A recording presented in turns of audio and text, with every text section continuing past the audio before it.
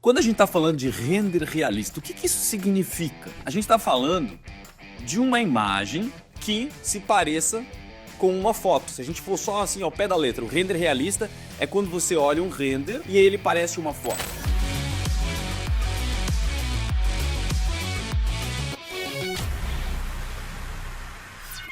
O que eu quero frisar aqui hoje, tá? Coisas importantes que eu acho que você não pode esquecer na hora que estiver fazendo um render, tá? Quando a gente fala sobre o render realista e o render brabo, que é como eu chamo, e a gente está acostumado a falar isso aqui, eu sinto que muita gente acaba se preocupando bastante, tá? Com a parte técnica, né? A parte técnica de, poxa, mas qual é o comando que eu uso? Qual o HDRI que eu uso? Qual é onde que você compra o seu bloco e tudo isso?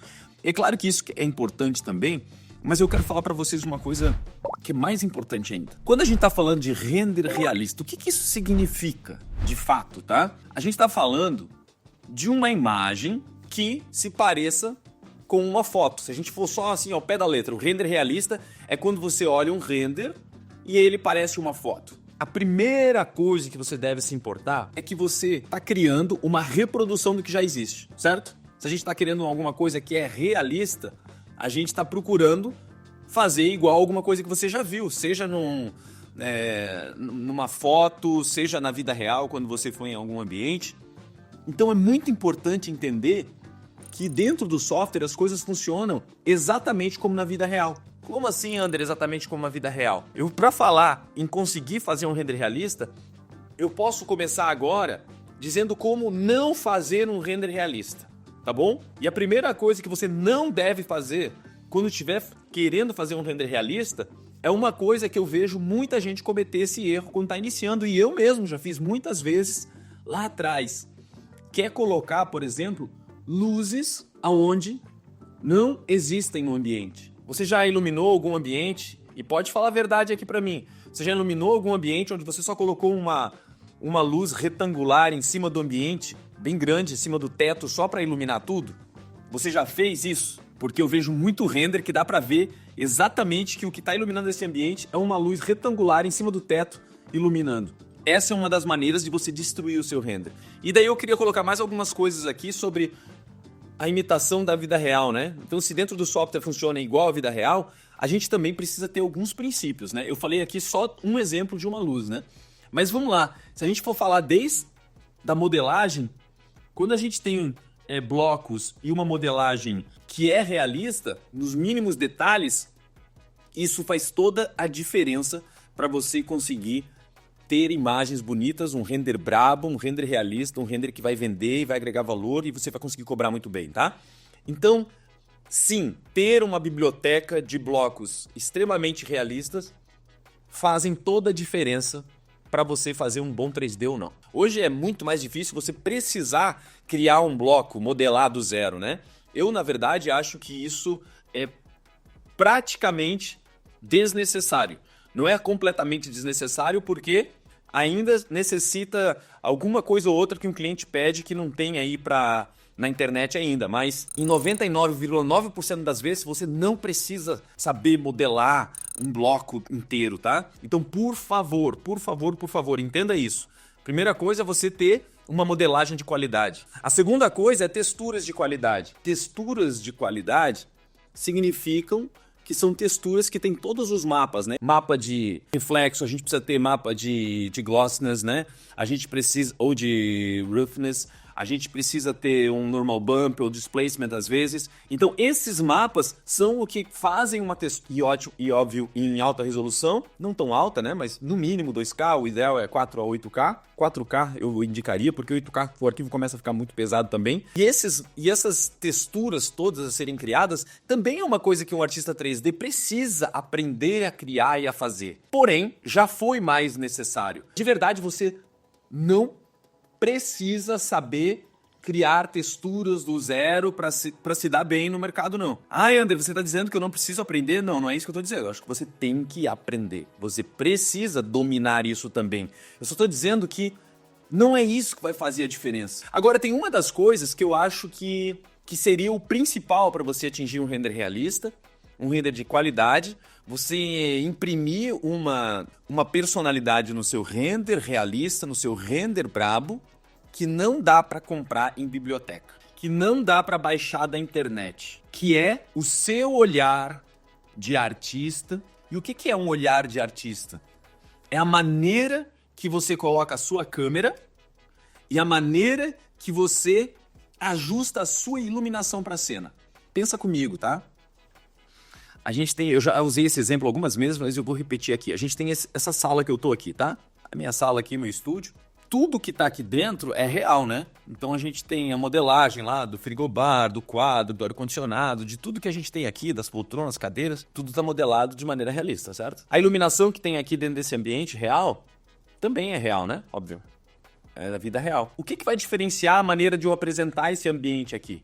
Vai ser se eu der uma câmera fotográfica para você, por exemplo, e dizer, cara, tira fotos disso aqui. Então você vai ajustar a exposição da câmera para ver se vai ficar mais claro ou mais escuro. Você vai apagar uma luz ou outra para ver se a luz vai vir numa direção ou vai vir de outra.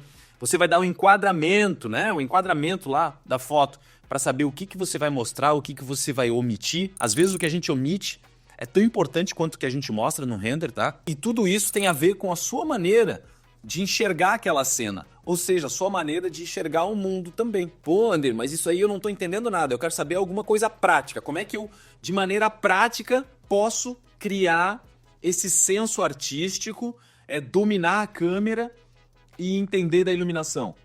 A prática. Mas para você iniciar, você precisa de um método. Você precisa ter uma base sólida de onde começar, tá? E eu entendo que uma base sólida são fundamentos, tá? O que são fundamentos? Fundamentos de fotografia, fundamentos de arte.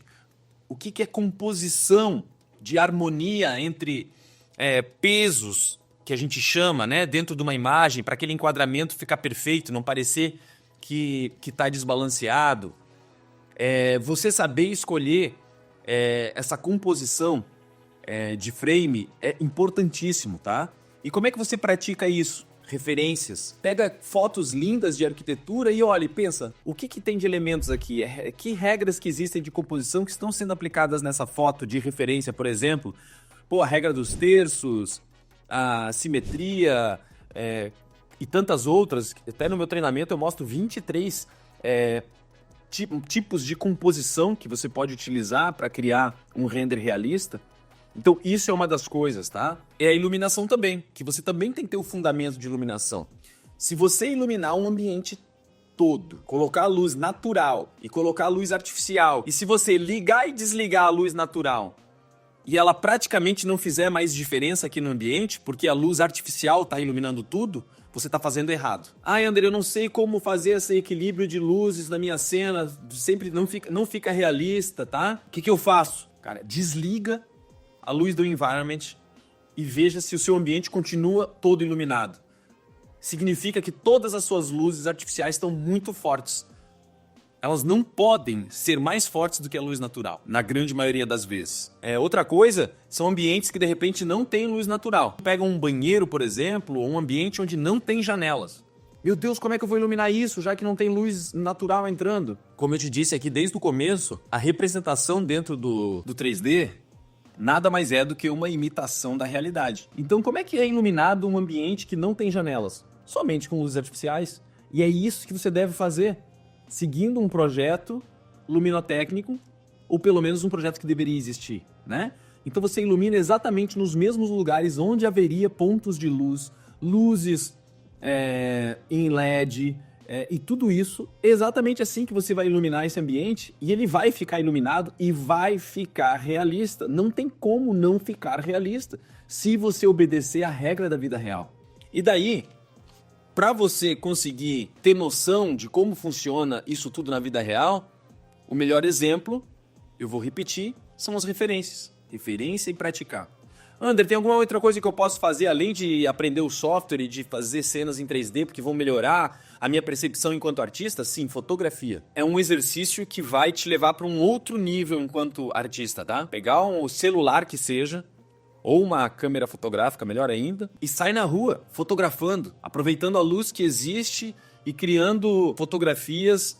Você vai ver que você vai ter que ajustar a exposição, você vai ter que ficar atrás de um objeto para a luz não pegar, para o reflexo não estourar. Quando você dominar isso, vai ser muito mais fácil também você passar isso para dentro de uma cena, tá?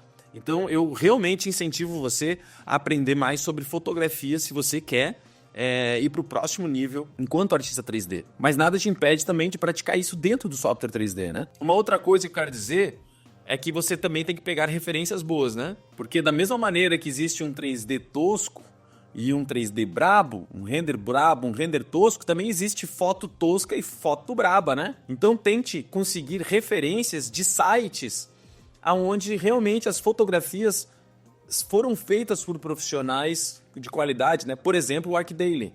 No ArcDaily, a maioria dos projetos que são apresentados lá, se não todos, foram tiradas as fotos por grandes fotógrafos, ou não precisa ser por fotógrafos conhecidos, mas por fotógrafos que entendem de fotografia e de iluminação. E daí vai um exercício aqui que eu vou falar para você. Antes de você conseguir dominar um render realista dentro do software com um projeto seu, seria muito mais fácil e muito mais produtivo você praticar isso copiando fotos. Pega uma foto de arquitetura e copia e tenta reproduzir essa imagem dentro do software. Isso vai ser um exercício riquíssimo para você entender como que aquela iluminação funciona. Depois vai ficar mais fácil você conseguir reproduzir isso em outras situações, em outros projetos, em outros tipos de iluminação. Tem diferença de imagem comercial para imagem realista? Tem sim, tem bastante diferença, mas nenhuma delas deixa de ser realista não, tá? Quando a gente está trabalhando em projetos pessoais, às vezes você quer que o seu trabalho pessoal se pareça com uma imagem de revista de arquitetura. E se você quiser fazer isso, na verdade você está fazendo uma imagem comercial. Ah não, eu quero criar um ambiente que é todo sujo, cheio de mancha, escuro, só tem uma luz vindo lá de trás, tem um fog aqui. Beleza, esse é um trabalho, é uma imagem artística que dificilmente vai ser aceita por um cliente quando você estiver fazendo uma imagem comercial. Não importa se você está fazendo uma imagem comercial ou se você está fazendo uma imagem de trabalho pessoal. Tudo que eu disse até agora vale para as duas coisas.